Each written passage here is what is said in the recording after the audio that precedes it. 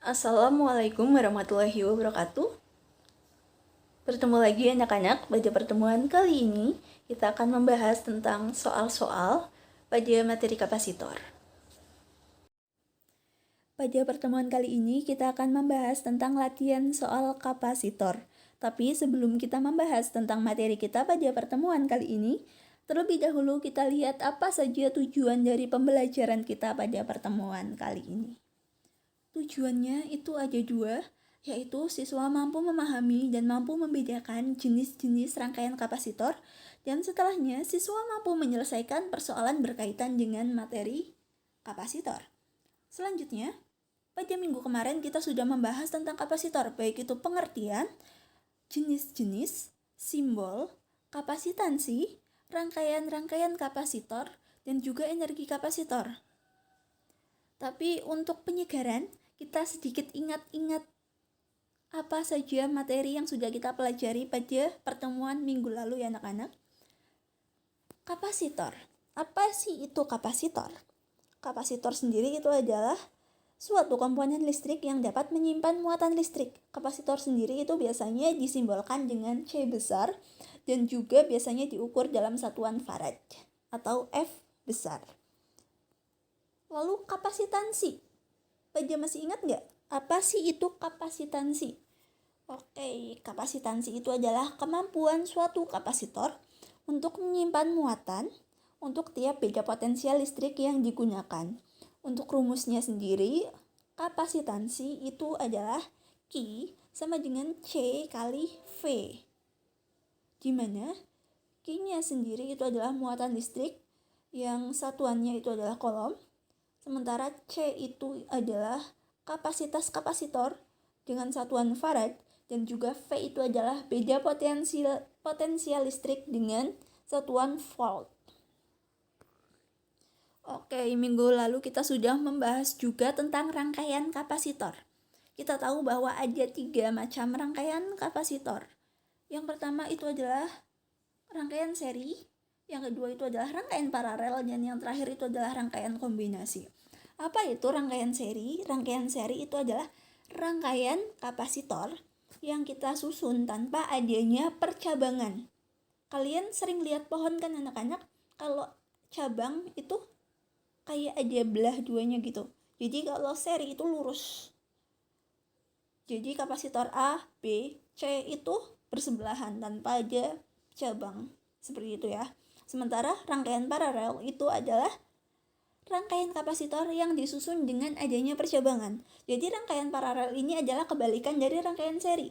Jika rangkaian seri itu tidak ada percabangan, sementara pada rangkaian paralel itu ada percabangan. Seperti itu ya. Lalu apa itu rangkaian kombinasi? Rangkaian kombinasi ini adalah gabungan dari rangkaian paralel dan juga rangkaian seri. Sehingga pada rangkaian kombinasi ini, baik untuk prinsip rangkaian seri maupun prinsip rangkaian paralel itu sama-sama digunakan dan masih berlaku. Seperti itu ya. Dan perlu diingat selalu oleh kalian ya anak-anak untuk materi kapasitor ini. Jika pada rangkaian seri itu muatannya selalu sama. Jadi pada rangkaian seri itu Q, baik itu Q di Q1, Q total, maupun di Q2, Q3, dan Q seterusnya itu nilainya selalu sama. Sementara pada rangkaian paralel itu tegangannya yang sama. Jadi pada paralel V-nya itu selalu sama dimanapun itu. Baik V total, V1, V2 maupun V3. Seperti itu ya. Lalu pada rangkaian kombinasi itu bisa saja berlaku keduanya. Jadi tergantung kondisinya. Rangkaian itu seperti apa dikombinasikannya. Seperti itu ya. Oke, kita lanjut. Energi kapasitor. Jadi muatan listrik menimbulkan potensial listrik, dan untuk memindahkan potensial listrik ini itu diperlukan usaha. Jadi untuk memberi muatan pada suatu kapasitor itu diperlukan usaha listrik, dan usaha listrik ini itu disimpan dalam kapasitor sebagai energi. Seperti itu ya anak-anak untuk energi kapasitor. Oke, kita sudah sedikit membahas tentang materi pada pertemuan minggu kemarin. Selanjutnya kita bahas tentang fungsi penggunaan kapasitor dalam suatu rangkaian. Pada pertemuan minggu lalu sepertinya ada yang belum ya anak-anak. Jadi fungsinya itu adalah sebagai filter dalam rangkaian PS. Lalu ada juga untuk menghemat daya listrik pada lampu neon, dan juga yang terakhir itu adalah sebagai kopling antara rangkaian satu dengan rangkaian yang lainnya pada PS. Oke, untuk 3 ini itu adalah contoh kecilnya. Jadi masih banyak sekali contoh-contoh lainnya di luar sana yang menggunakan kapasitor dalam rangkaian mereka. Seperti itu ya. Jadi tidak hanya 3 rangkaian ini, tidak hanya 3 penggunaan ini saja. Seperti itu. Kita langsung saja ke pembahasan utama kita pada pertemuan kali ini ya anak-anak. Pembahasan utama kita itu adalah tentang pembahasan soal-soal kapasitor. Di sini ada sebuah soal yang sudah Ibu siapkan, di mana ada sebuah rangkaian kapasitor. Ini merupakan kapasitor kombinasi, di mana ada rangkaian kapasitor paralel ini dan juga seri ini. Di sini di soal itu ditanyakan jika kita tutup saklar S, kita itu diminta mencari nilai A sampai M, di mana A itu nilai kapasitas kapasitor pengganti rangkaian itu berapa, kita diminta mencarinya. Lalu untuk B itu kita diminta mencari muatan yang tersimpan dalam rangkaian. Lalu yang C kita diminta untuk mencari muatan yang tersimpan dalam kapasitor C menurut prinsip rangkaian seri. Lalu untuk D itu adalah beda potensial kapasitor C. Dan EF itu sama, kita disuruh mencari beda potensial tapi di kapasitor B dan A.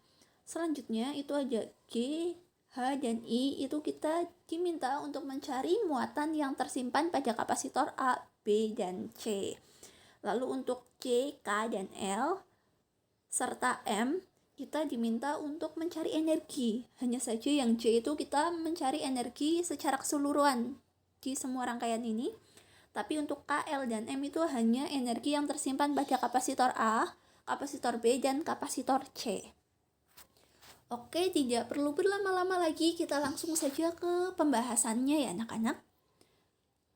Yang pertama, saat kita menemukan soal fisika, kita cari dulu apa saja yang diketahui dari soal.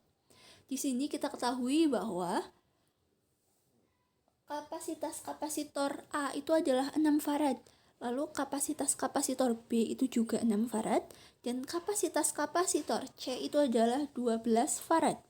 Sementara untuk beda potensial pada rangkaian ini sendiri itu adalah 24 volt. Oke, kita langsung ke poin yang A. Kita diminta mencari kapasitas kapasitor pengganti untuk rangkaian ini. Oke, tadi kita sudah tahu yang diketahui itu ada kapasitas kapasitor A, B, dan C, serta beda potensial dari rangkaian ini. Lalu untuk mencari kapasitas kapasitor pengganti atau C totalnya, kita menggunakan rumus C untuk paralel dulu. Kita paralelkan yang ini. Karena yang di sini kan yang dicari itu C totalnya. C total. Jadi kita hitung CAB dan CC-nya. Nanti kita semuanya ABC itu dihitung. Lah, karena ini paralel, kita hitung dulu yang paralel agar nanti bisa diserikan dengan yang C. Untuk paralel, kita tahu bahwa kapasitas kapasitor untuk paralel itu kita hanya perlu menjumlahkan saja. Jadi untuk kapasitas kapasitor AB itu kita jumlahkan kapasitas kapasitor A yaitu 6 dijumlahkan dengan kapasitas kapasitor B yaitu 6 juga. Sehingga kapasitas kapasitor AB itu adalah 12 farad. Selanjutnya kita sudah menemukan kapasitas kapasitor AB. Kita serikan dengan kapasitas kapasitor C. Sehingga menjadi ini ya. 1 per C total sama dengan 1 per CAB plus 1 per CC. Kita masukkan nilainya. Sehingga kita temukan bahwa C totalnya itu adalah 6 farad atau kapasitas kapasitor pengganti rangkaian ini itu adalah 6 farad. Seperti itu ya. Untuk yang A udah selesai, kita langsung ke yang B. Yang B kita disuruh meminta untuk mencari muatan yang tersimpan pada rangkaian. Muatan yang tersimpan pada rangkaian simbolnya apa? Key. Dan di sini kita mencari key yang tersimpan pada rangkaian, berarti key total. Key A, B, dan C semuanya ya. Sehingga untuk key total itu rumusnya adalah C total kali V total. Kita masukkan C totalnya tadi itu adalah 6 dari soal A. Dan kita kalikan V totalnya. V totalnya kita tahu dari rangkaian itu adalah 24 volt. Kita jumlahkan sehingga hasilnya menjadi 144 kolom. Selanjutnya kita bahas soal C, di mana muatan yang tersimpan dalam kapasitor C menurut prinsip rangkaian seri itu berapa. Kita tahu jika Q C pada rangkaian seri itu sama nilainya dengan Q total maupun Q AB, atau dengan kata lain, untuk menurut prinsip rangkaian seri, Q dimanapun itu sama, mau itu di kapasitor 1, 2, 3 maupun 4, seperti itu ya. Sehingga kita kan sudah menemukan tadi Q totalnya itu adalah 14 kolom, sehingga 144 kolom, sehingga untuk Q pada rangkaian C itu juga sama, yaitu 144 kolom. Dari mana? Yaitu dari Q AB itu sama dengan Q C sama dengan Q total, gitu ya. Selanjutnya kita ke soal D, beda potensial ujung-ujung kapasitor C. Beda potensial itu adalah VC ya. Kita gunakan rumus V sama dengan QC per CC. Kita masukkan saja nilainya karena tadi sudah diketahui semua, baik QC maupun CC-nya.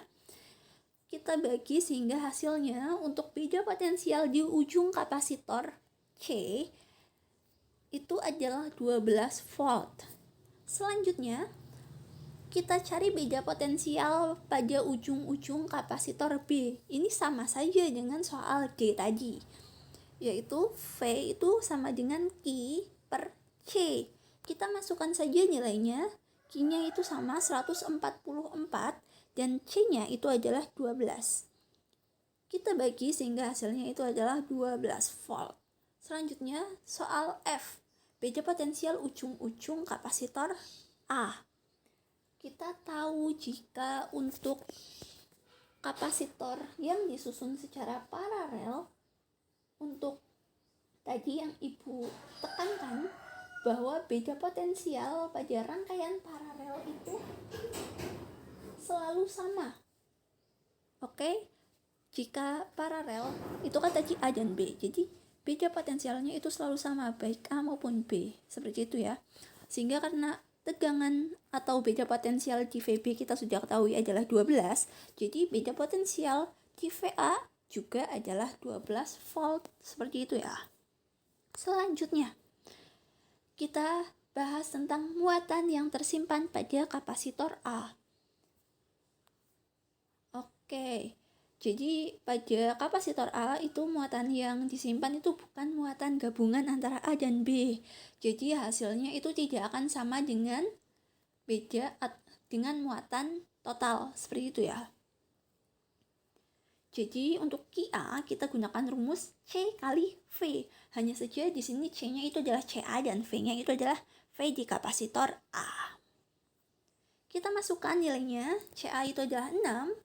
Lalu VA itu adalah 12. Sehingga muatan yang tersimpan pada kapasitor A itu adalah 72 kolom. Selanjutnya kita ke soal H, di mana muatan yang tersimpan pada kapasitor B itu berapa.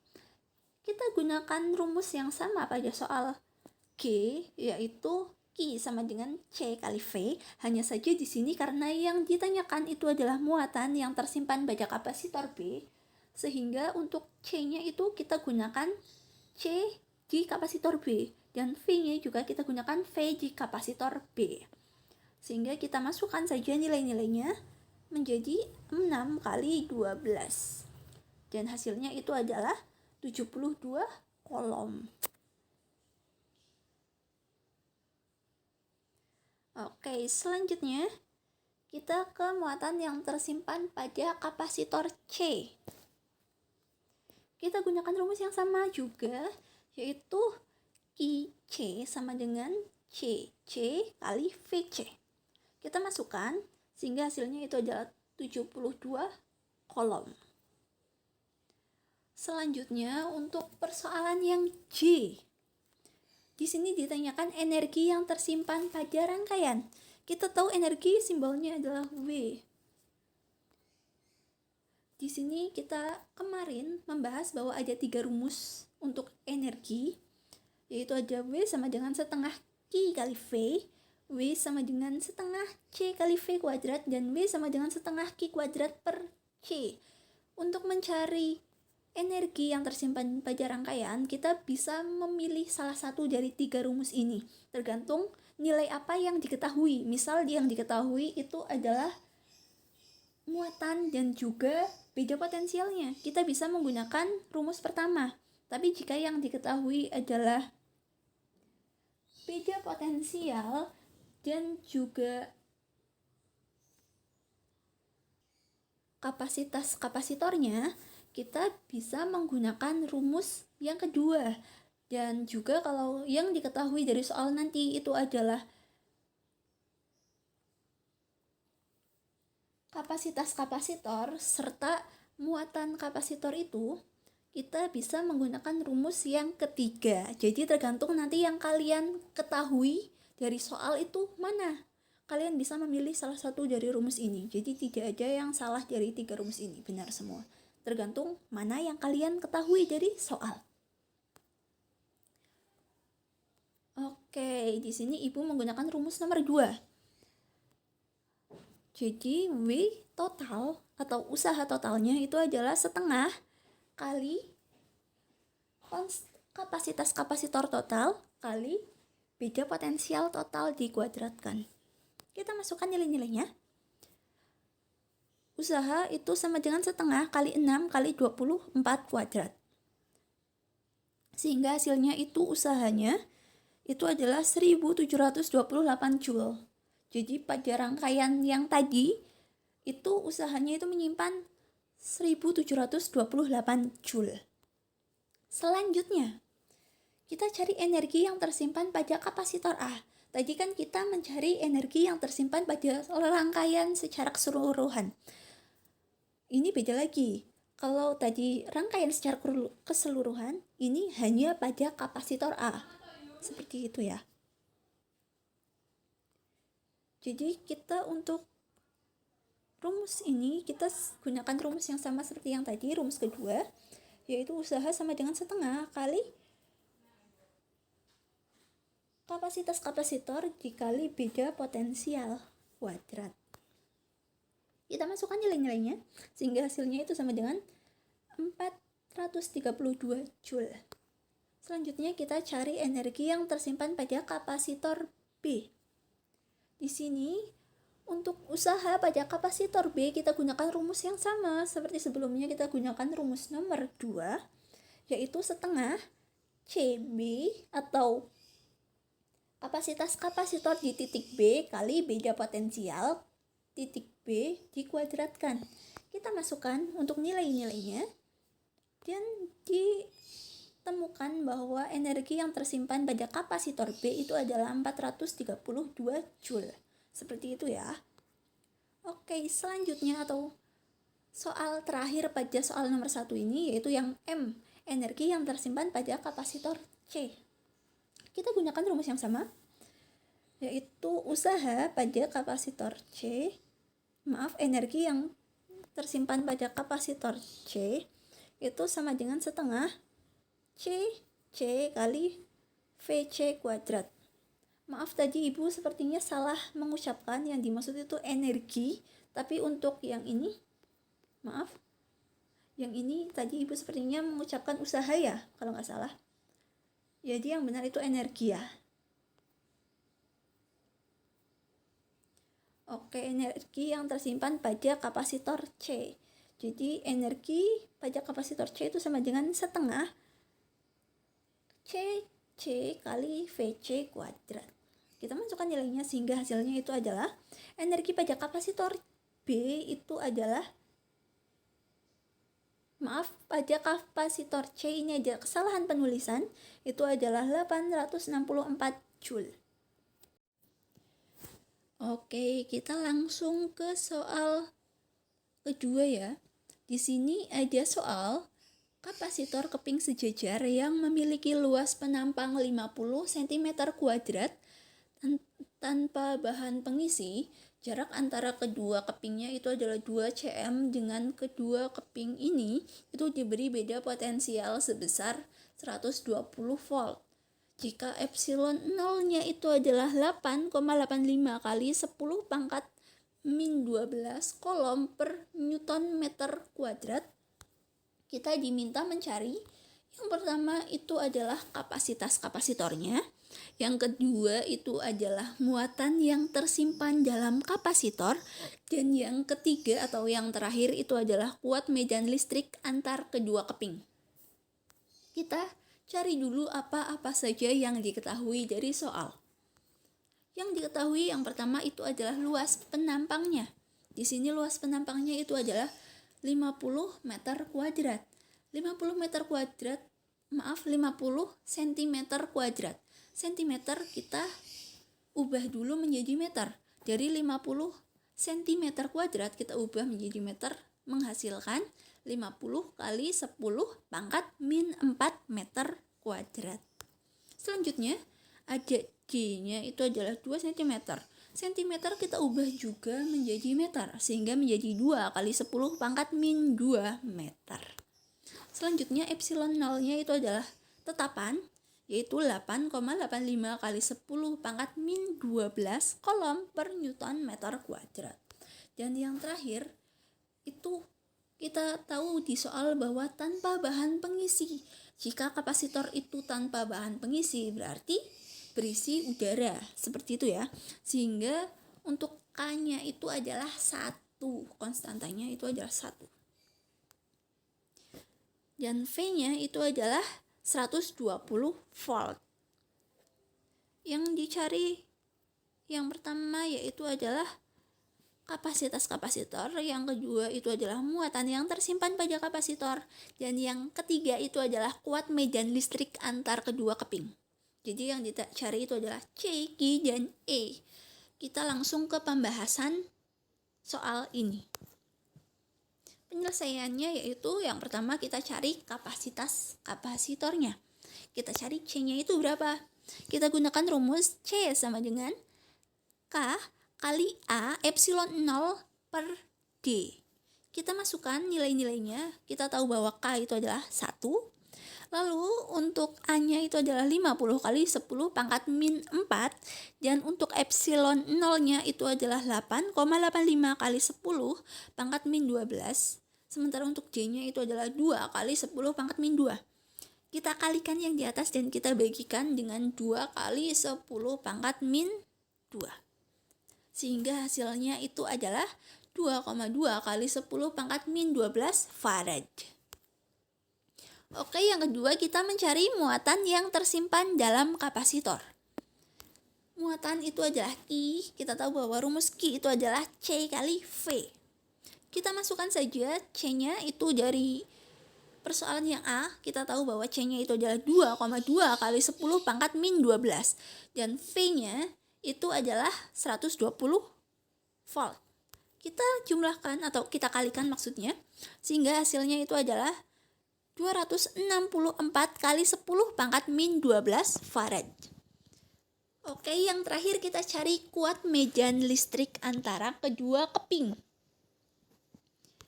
Kuat medan listrik itu adalah E besar.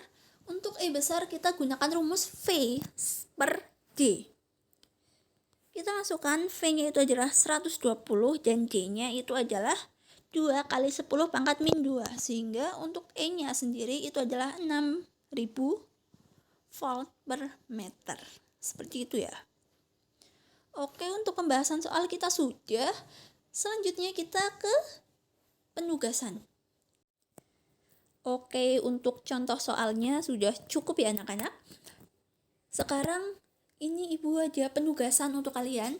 Kalian bisa screenshot dulu untuk soal nomor 1 dan nomor 2. Tentang materi kapasitor ini sudah di screenshot. Oke, kita ke selanjutnya. Ini ada soal nomor 3 dan 4. Bisa di screenshot ya anak-anak.